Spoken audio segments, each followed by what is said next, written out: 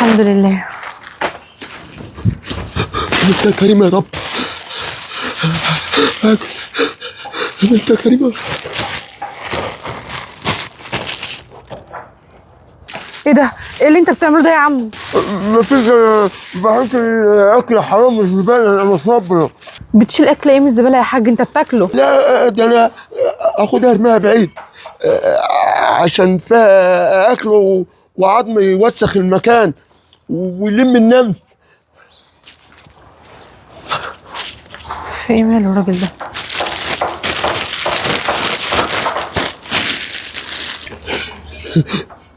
كل ده اكل. اختص منك قبل ما تشوفني واخد شويه للعيال.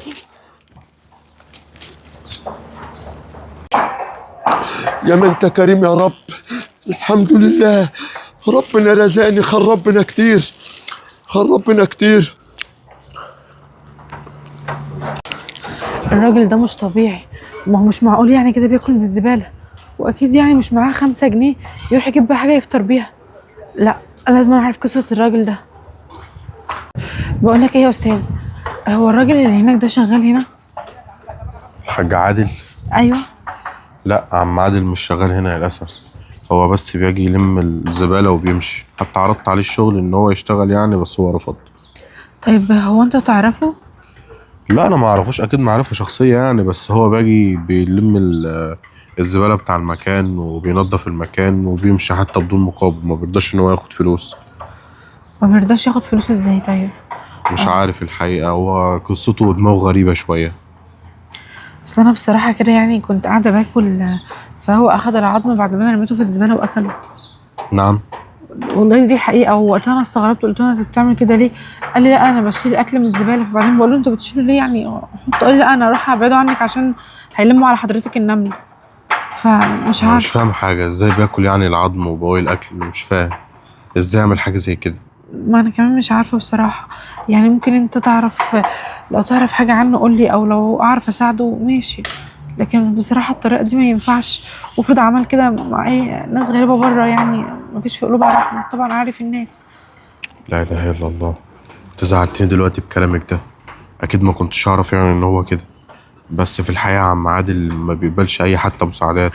لما حد بيجي يساعده باي حاجه ما بيرضاش. فمش عارف، انا قلت لك ان هو دماغه غريبه شويه ومحدش فاهمه. طيب بعد اذنك ابقى روح كلمه وشوف يعني هو في ايه. انا عن نفسي انا جيت قلت لك على اللي شفته. انا المره دي انا كنت موجوده، الله اعلم مين اللي هيكون موجود يعني غيري او بعدي. طب خلاص، انا عندي فكره.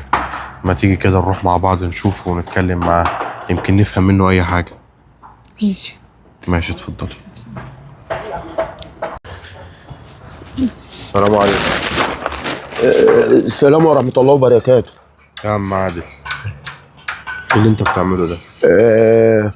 بلم الزباله. بتلم الزباله ولا بتاكل منها؟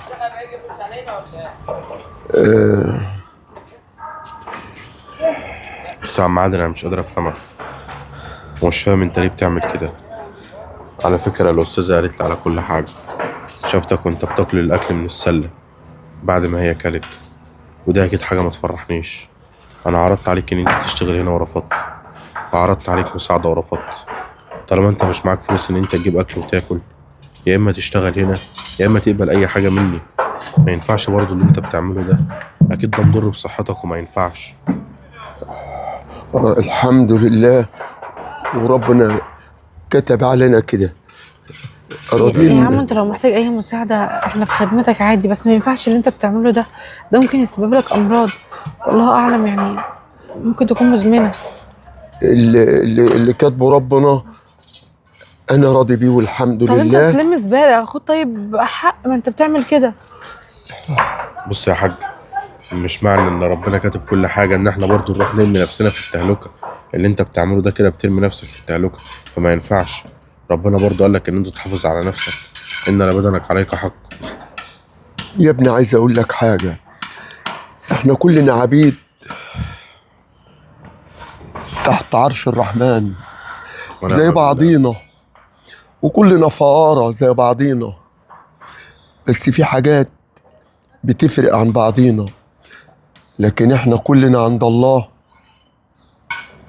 سوا سوا يا ابني، فربنا هو اللي كفيل بيا يا ابني. ماشي يا عم عادل اللي يريحك. خلاص اتفضل انت دلوقتي. طيب خلاص انا عملت اللي عليا، اظن كده ان انا استأذن. يا ريت تبقى تاخد بالك منها. حقك ان انت تستأذني، بس يعني برضه عايز اعرفك علشان ما تشوف الشارع بصورة وحشة. انا زي ما انت شفت دلوقتي بعرض عليه الشغل وبعرض عليه المساعدة وبيرفضوا نفس الكلام اللي بيقوله كل مرة. فانا مش فاهم، لو انت تعرفي ان انت تبقى تتعاملي معاه، عارفة ان انت بتيجي المكان هنا على طول، يبقى ايه اتعاملي معاه.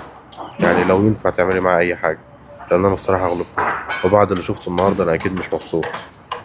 خلاص ماشي. ماشي اتفضل. طيب عادل، انت ايه اللي جابك هنا؟ ابوس ايدك، اترجاكي،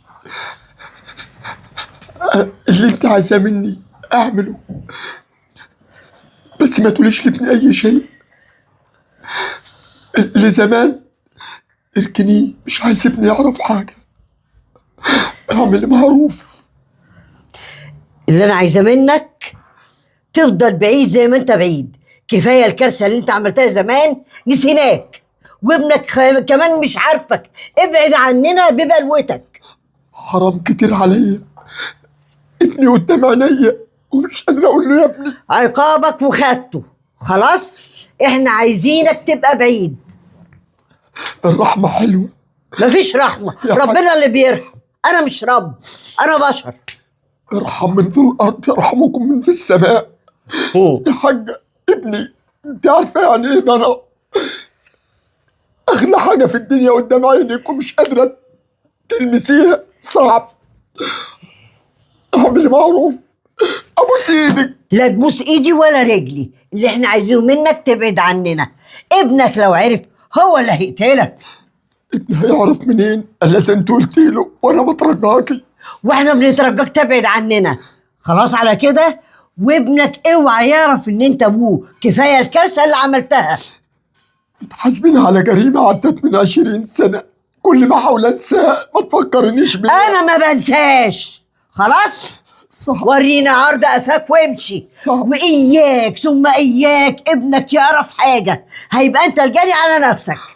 عشان خاطر ربنا، انت لا شايله كل ده. حاول انسيه زي ما انا بنسى. اسامين الدم ما يتنسيش. اطلع بره. يا حاجه وبحذرك اوعى حتى مجرد تلميح حتى لابنك، هيبقى انت الجاري على نفسك. تلمحت يا حاج، ده انا شغال عنده من غير اجر وباكل من الزباله. حرام. تاكل ايه؟ من باكل من الزباله؟ الزباله. ده مقامك. اتفضل بره. 20 سنه. اتفضل بره حتى لو 50 سنه. اتفضل بره. خدت حكم كان زمانه خلص. ما كفايه. خلصش عندي. يلا. كتير عليا بعد السنة. هنفضل نتكلم كتير؟ اتفضل بره. انا ماليش مكان ولا أروحه. عايز يتقل منك اكتر من كده؟ عايز اقرب يلا. من ابني. حرام عليك يا حاجه، ده انا بترجاكي، ده انا ابين ابوس رجلك. حرام. انا لا عندي خواطر ولا انسانيات، نسيتها. يلا. ده انا مش قادر المس ابني. كتير مش كتير قادر عليا. عليا. كنت قبل المصيبه ما تعملها كنت حطيت في اعتبارك ان ليك ابن. احنا مش ملايكه، احنا بشر، بنغلط وبنرجع في غلطنا. انا تبت الى الله وبكفر على اللي عملته. كفايه بعد كده. اذنك هقفل الباب. يلا. اخر كلام. يلا يلا. بعد 20 سنه ولا 100 سنه حتى يشفعوا لك.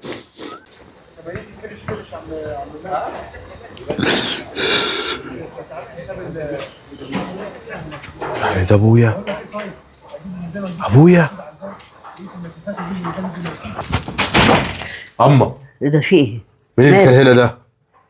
في ايه؟ مين اللي كان هنا؟ الراجل اللي شغال معاك في الكافيه. في ايه؟ شغال معايا في الكافيه؟ اه. انا بقول لك مين الراجل اللي كان هنا؟ يبقى لنا ايه علشان يجي؟ ده كان عايز يطلب اي يعني اي حسنه كده ولا حاجه. اي حسنة ايه ياما، بلاش لف ودوران. لف ودوران؟ قولي لي مين الراجل اللي كان هنا ويبقى لنا ايه؟ ايه حكايتك؟ ايه حكايتي؟ يخصك في ايه؟ هو اللي يخصني فيه ياما؟ راجل زي اي راجل غلبان. راجل بيقول زي باكل يا من راجل الزبالة. غلبان ايه اللي يجيبه هنا وتقفي تتكلمي معاه؟ ما هو بيطلب حسنه وانا قلت له مفيش ومشيته من على الباب. انت لقيتني ضيفته؟ الراجل ده عمره ما بياخد حسنة من حد، ده بياكل من الزبالة علشان ما ياخدش حسنة. من الاخر عايز ايه؟ عايز اعرف مين الراجل ده وايه اللي جابه هنا. يعني هو السر اللي افضل مخبياه سنين السنين دي هتيجي انت في لحظه عايز تعرفه؟ السر بقى ده ان الراجل ابويا، صح؟ صح. هو اللي قالك؟ لا ما قاليش. امال ايه؟ انا سمعت كل حاجة، سمعت كل حاجة. طب اقعد. لا انا مش قاعد. اقعد اقعد. مش هقعد قبل ما تعرفيني انت ازاي اديتي لنفسك الحق ان انت تحرميني من ابويا كل السنين دي. عشان عمل كارثه، ما ينفعش يبقى اب. عشان تتشرف مش اما انت اللي يكون تحكمي. ابوك ميت احسن ما يكون عامل مصيبه. مش انت اللي تحكمي. امال مين اللي يحكم؟ لا انا امك، انا اعرف مصلحتك اكتر منك. لا، انا مش صغير، المفروض كنت تعرفيني وانا اللي اخد القرار. وانت صغير حصلت الكارثه، اما كبرت عايز اغير كلامي؟ لا يمكن. صح، ده من وجهة نظرك انت، بس خليك عارفة ان اللي انت ده عملتيه هو الجريمة، ان انت تحرمني ابني من ابوه كل السنين دي لمجرد غلطة مهما كانت، ده لو حتى كان شيطان. جاي كنت دلوقتي تعرفيني وانا اللي اخد القرار. جاي دلوقتي بعد ما رجلك شالتك وكبرت، ها؟ جاي دلوقتي تقول لي انت غلطانه وجاي تحاسبيني؟ جاي تحاسبني ازاي؟ تحاسبني ازاي؟ حاسبني على الشقه بتاع العمر كله اللي انا وقفت ب100 راجل وما رضيتش اتجوز ورمي ست فيا الطمع واقول لا عشان ليا ابن راجل هو يكون سندي وظهري ويا فرحتي بيك، وما بقيت سندي وظهري كبرت الاستاذ جاي يفرد كده طوله عليا ويحاسبني وقولي لي ومش قولوا لي. بقول لك يا حبيبي عشان تقف كده مع اصحابك يبقى ليك هيبه، ها؟ ما كانش ينفع ابوك اقول لك ان ابوك كان مسجون، لكن بتقول ابوك ميت امر الله. والله عادي. العظيم عيب، عيب لما الكلام ده يطلع منك انت، ده احنا جايبينها من تحت قوي. العيب اللي ابوك عمله مش اللي انا عملته. ايا كان. عيب؟ عيب ايه؟ انت بتتكلم على العيب؟ يبقى روح قول له ايه العيب اللي عمله وخلاني اكثر شبابي، ها؟ واقعد طول الليل اقعد اعيط تقول لي مالك ياما اقول لك تعبانه شويه. طيب يا ماما ايا كان، انا بقى اروح اعرف منه كل حاجه. روح. يا خساره شهر عمره كله والاستاذ جاي عشان ياخده في حضنه عالجاهز زي الافلام العرب، ابني ابويا وياخده في حضنه وكل التعب كله راح في لحظه. بابا ابني